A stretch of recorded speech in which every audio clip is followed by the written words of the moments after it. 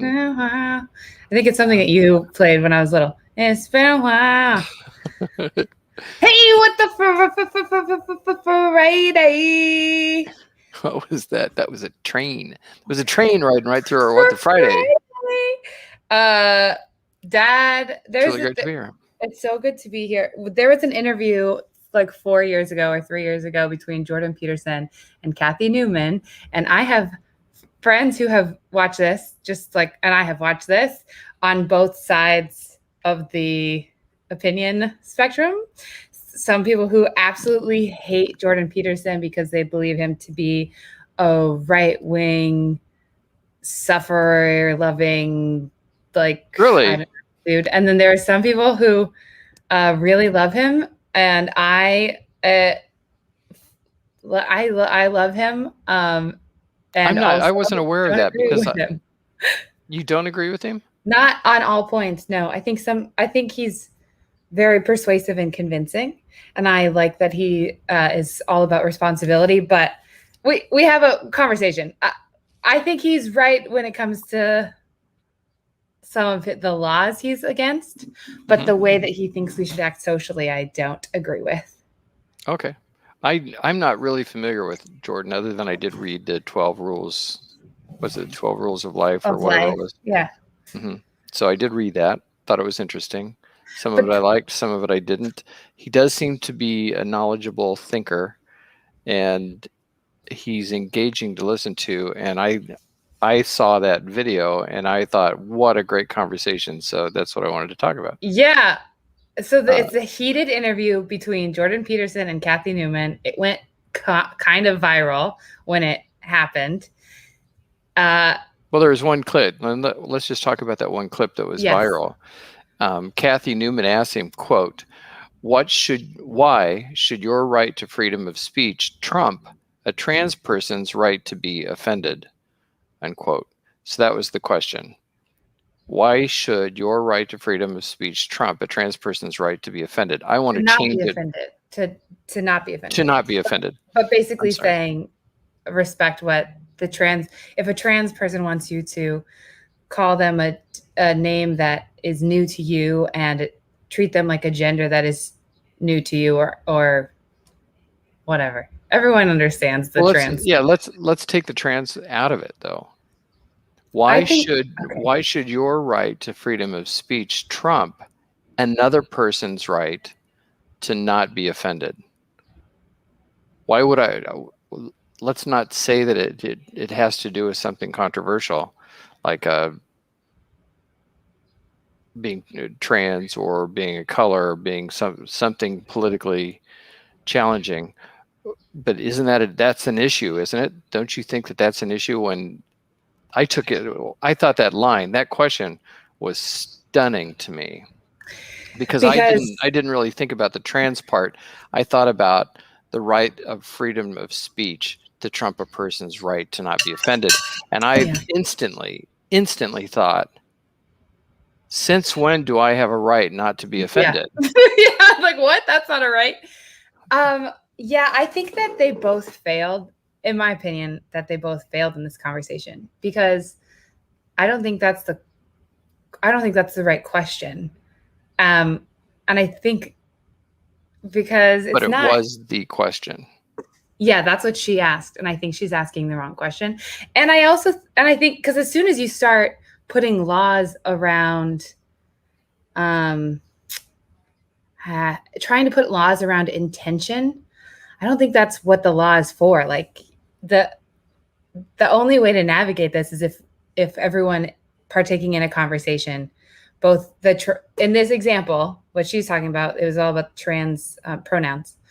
The person who is trans and the person who is speaking to that trans person, what we're trying to do with the law is make everyone treat each other with respect and care. And I don't know if the law is actually the best place to do that. It's kind of like going to Western medicine for preventative health. Like that's not really what it's designed for. It's designed for. Okay, go ahead. You have a whole rant on it, and I'd love to hear your rant. I don't have a whole rant, but I think you're changing the direction of the content because I think the way she asked the question is the way many people think about it. I I think do too. people say, what you said offends me. Since I'm offended by what you said, it should be wrong, and you should not have the freedom to do that. You should not have the freedom to offend me, because now Yeah. I'm protected. I'm anything other than actually me, a white Yeah. older male. Anything other than that, if it's offensive, it should be protected. And we're developing this cultural expectation that there is an offense now. And I'm not taking a side on pro or con anything. I'm taking, except for the idea of offense. Is the fact that something's offensive Enough to make it illegal? Yeah, is it some, when she said, why should your right, and I'm going to take out the trans thing again, because I really don't think that's the issue here at all. I think that's it can be used, like you said, as a pronoun to make it more clear for people. But why should your right to freedom of speech trump? And I'm going to take that out, a person's right to not be offended. And I Yeah. would argue totally, you have absolutely no right to not be offended. None. No right whatsoever. I may have a moral obligation to try to be careful not to offend you, but I think, yeah. I think he goes on to say that that's what thinking is about. When you think, typically our minds are put to things that are challenges, things that are offensive to our sensibilities. We don't think a whole lot about the points of life when we're just very content in that moment. We don't usually stop and say, I'm really content right now. Our minds, while we are very content in that moment, our minds skippity-doo-dah along looking for something that's wrong. Oh, I wish it was just a little warmer. I wish it was a little colder. I wish somebody would do this for me. I wish my job was like that. I wish my relationship was different this way. So I kind of agreed with that idea that thinking tends to bring up challenges and offenses to our sensibilities. So I'm a little offended that it's warmer than I want it to be. I'm a little offended that it's like this. And then that commutes into, I'm offended that someone said something that's challenging to me. And I think you and I can both agree that we are both more engaging than some people in conversations, and we're more willing to risk offense, to delve into how people really feel about things. And sometimes we find ourselves stumbling into a thing where somebody's actually offended when we're really not trying to be offensive. But we really want to learn, and we really want to know something. So we want to discuss all the things around it. And often that includes some offense.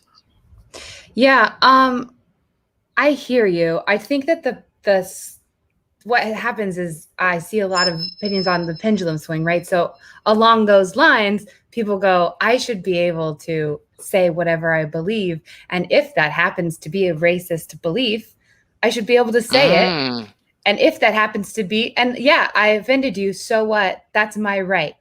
So what? So there is a line of hate speech, but I hadn't thought about it that way. I have something to say. Good argument. So there's a, thank you, right back at you.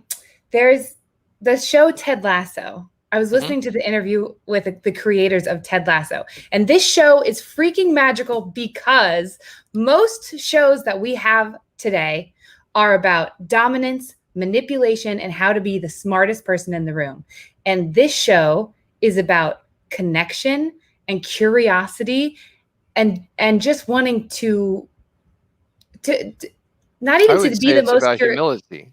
And humility. Also, yeah, it's a lack of ego. Yes, it's not and trying humility. To be. Yeah, I agree. And in the interview with the show creators, Jason Sudeikis was like, when I created this character, what I was trying to do was show ignorance. This is a paraphrase, but essentially right now we're all terrified to be ignorant because we don't want to be offensive and then canceled and then everyone will hate us and blah. But if you're ignorant but curious versus ignorant and judgmental, that's the gateway to connecting. That's the gateway through this whole conversation with Jordan Peterson and Kathy Newman which, I mean, it was meant to be performative and to have contention. But if they had both come in to this being like, I know that I am ignorant in some way, but I'm curious.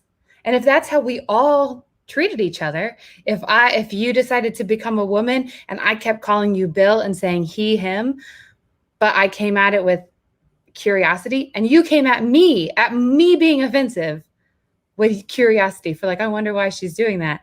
That breaks down every wall. Like that's the magic of that show. And also the biggest lesson I learned from that was like, oh yeah, I'm always trying to get it right. And the conversation between Jordan Peterson and Kathy Newman was, how do we get it right? How do we punish those who are doing the wrong thing? Or or how do we punish the people who are trying to punish us for doing the wrong thing? We should be allowed to make mistakes. And I think the answer is, yeah, we are allowed to make mistakes if we move forward with curiosity, because we all have so much ignorance, and that's okay. That's a big thought. I'm thinking about that. Okay. And I'm wondering, I'm flipping back to, because I don't know. On one hand, when I think about, let's say they're racial expletives. Yeah. Is that freedom of speech? Should it be considered freedom of speech? I think it is. As distasteful as it is. Yeah. Part of me says, do it and then let me know who you are. Oh, I get it. Then you see you're a racist. Now I know you're, and I'm not going to do anything to encourage you to shut up. I'm just going to, like, maybe that's, and that's the way your body reacts with a transplanted organ. Maybe that's the way you should be treated. That maybe that nature should take its course that way, where you let people be as mouthy as they want to be, but then when they quarantine themselves in their group, and then. Well, that's what we're doing already, and I don't think it's helping. All what we're doing already is say what you believe to the people that you feel safe saying it with, and then those are the only people you ever talk to. Those are the only things you ever read about. That's the only opinion you ever get, because it's so wait. That's not what I was saying. Well, I'm saying, like, you're saying, this is what I'm hearing. I'm saying that would naturally happen. Like, screw you, goodbye. Just because other people would, but the person gets the opportunity to say it. Yeah. But so, for example, I don't know. Maybe I'm not smart enough for this conversation. No, you are. You're making me nervous. Don't doubt yourself. I'm thinking that, I don't know. Let me think. I can't. That's a bad thing about it. We like to do these podcasts without having practiced or talked about anything outside of a very mild outline, or like today I said I'd really like to talk about this today, and she said okay, and then we're live online, and that's what we're doing. So I think more professional podcasts that have much higher ratings than us, which we can talk about in a minute. I think that they have a slightly better plan. No one's going to die if you take a second to think about your thought. You have you have incredible thoughts.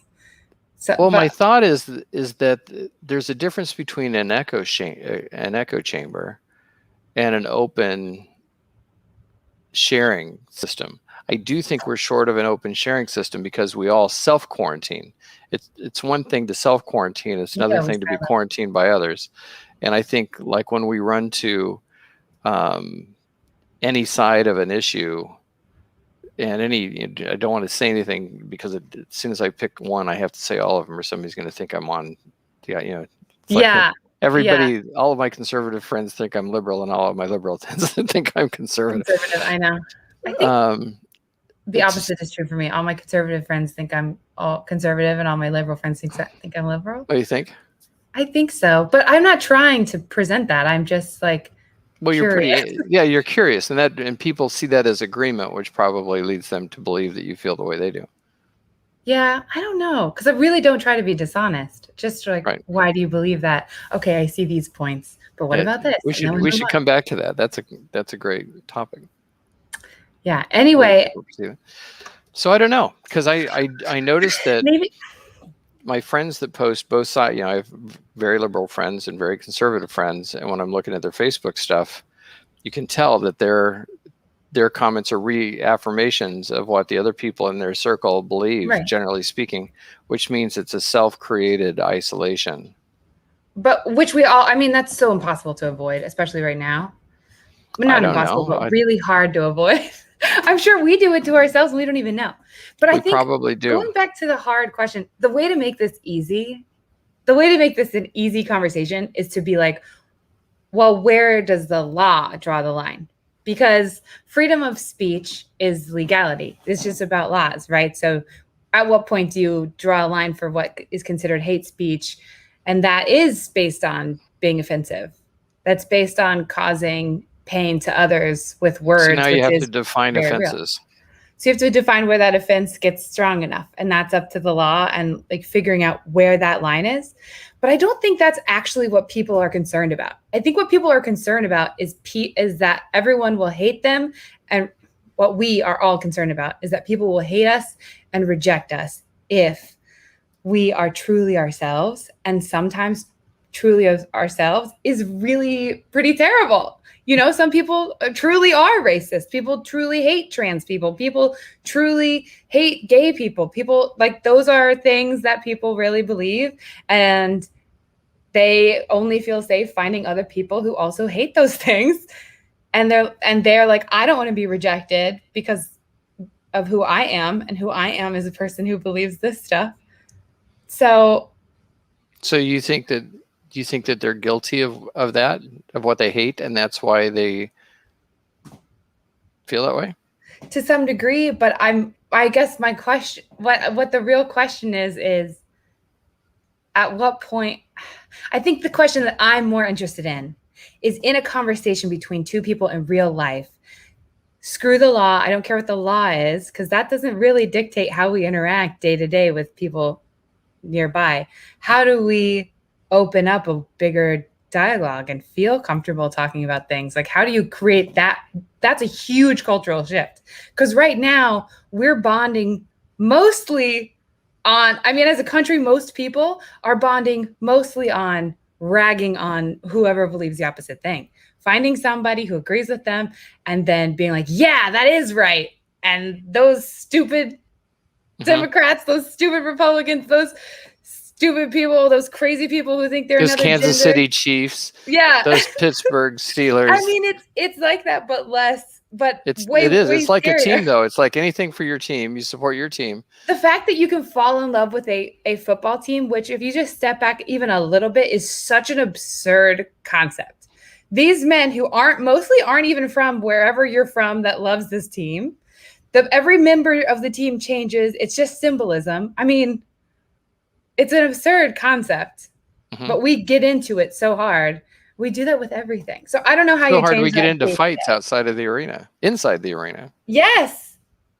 Yeah. And we love that. I mean, it's just so Humans fun to have a weak. team. It is. Do you think that's the same thing when it comes to like this kind, like the political kind of stuff?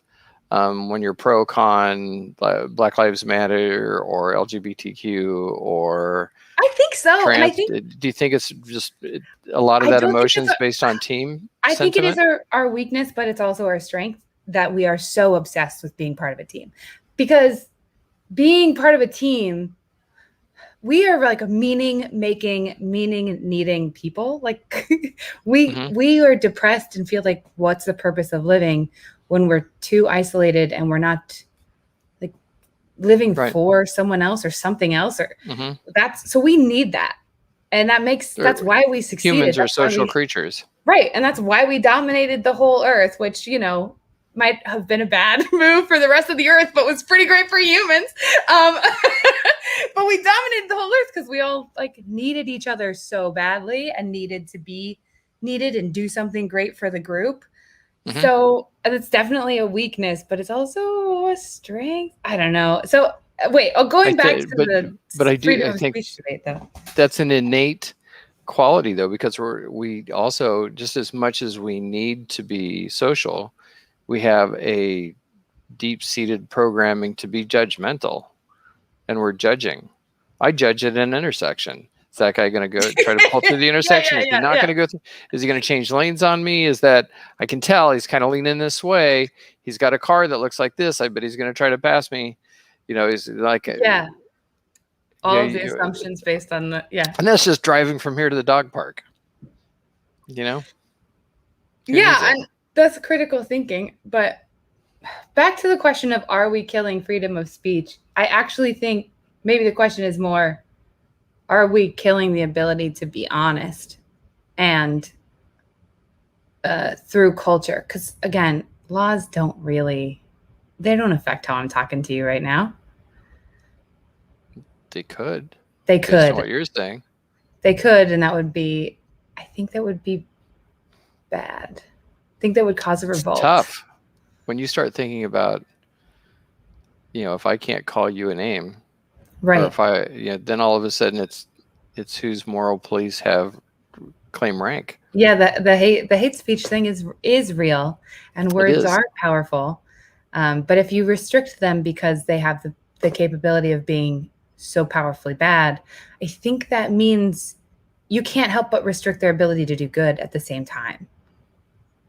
Right. And I think that you're right when you talk about whether it's based on judgment or based on curiosity. Did I remember that correctly? Is that the way you said it? Yeah, it's a Walt Whitman quote that Ted Lasso uses. Be curious, not judgmental.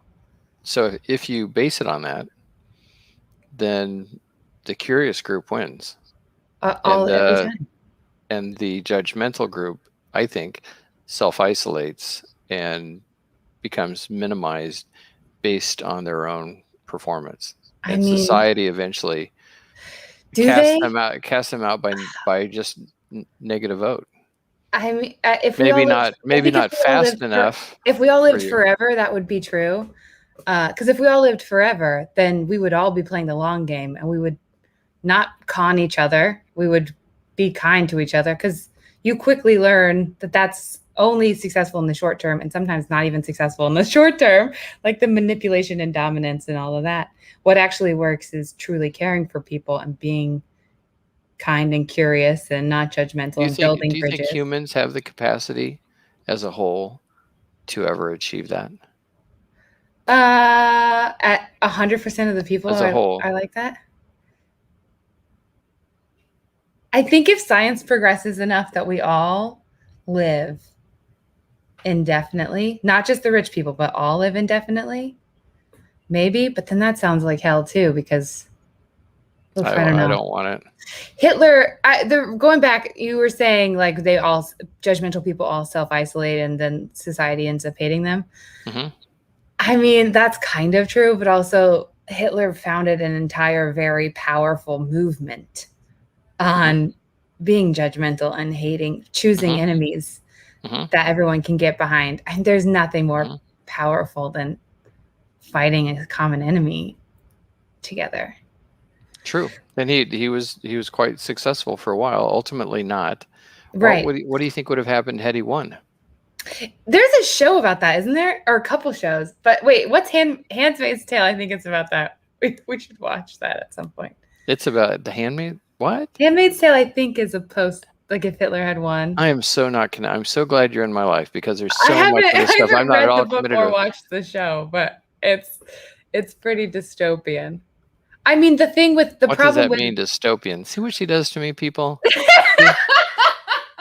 I mean, like, it's the opposite of utopian. Utopian. Okay. Right? Yes. Mm-hmm. It's the opposite of that. That's the feeling I have by being married to your mother. Happy 32nd anniversary today. That's right. And for our anniversary, I didn't shave for the last 2 weeks. Your poor wife who hates that. She does. Yeah, I do think that back to judgmental thing and manipulation. I think what happens when you're part of a group that is founded, it's like being part of the gossipy group in school. You're guaranteed that they will be gossiping about you instantly, because that's the default. You know what I mean? Mm-hmm. So if you go about the world judging and attacking and treating people like that, it might feel it does, not might, it feels so good and powerful in the moment. You feel so superior, but then instantly that you'd have no trust with the people that you do that with. They talk about you that way. You have no, and I think that's true for like Hitler. I mean, it was such a contentious. Who could we add to this conversation for our next Oh the yeah, Friday? because we want to start. Oh my gosh, yeah, if, guys, people who are watching, we want to start doing an interview every week instead of just the two of us. But we still want to talk about this kind of stuff, I think. But I just Yes. think we don't want to be our own. Mom has a friend who she thinks we shouldn't talk to because she's so good at talking about race relations. And she thinks that the person that will hate us and tear us apart. And I don't think so. I think that if we come into it being like, we're ignorant but curious, we want to hear, I think it would be great. So there's one guest, but who else could we bring on, preferably with a wildly different perspective than us? Mm-hmm. So anybody out there that's listening to us and you have a wildly different perspective than Morgan or I or the two of us together, we might just want to have you on as our guest. Yeah. If you're up for that, I don't know. There's so many people watching this. You might risk your reputation. Yeah. Anyway, okay. I think we should wrap up. Yeah. Yeah, maybe. This was the least comic podcast. I think it was not very comedic. Whatever, though. We're just doing what we want to do at this point. I can do my comedic face, though. I'm not going to laugh. It's not funny. You know why it's not funny? Because you've done it 16,000 times. Every time we have a Zoom call. There it is again. Although I like it. It makes me think of anime. Oh, intruder. Hey, intruder. That was me banging on the desk, and the dog thinks that it was something else. Just gotta calm down. Anyway, okay. Happy anniversary. Whoops. Note to self: do not bang on desk with dog in the room. Tell me about that cap. Appanoose County Livestock. What's that about? It was in Grandpa's truck like 3 years ago. And I was like, I need a hat. It's so sunny out here when we visited his farm. And then I put this hat on and I was like, oh my gosh, it's so great. Can I keep it? And he said, yo. That's all. Yeah. Most of his sentences are great grandpa. Yep. We're talking about her mother's dad, Byron. Yeah. Incredible guy. It would be very weird if it was your father 3 years ago.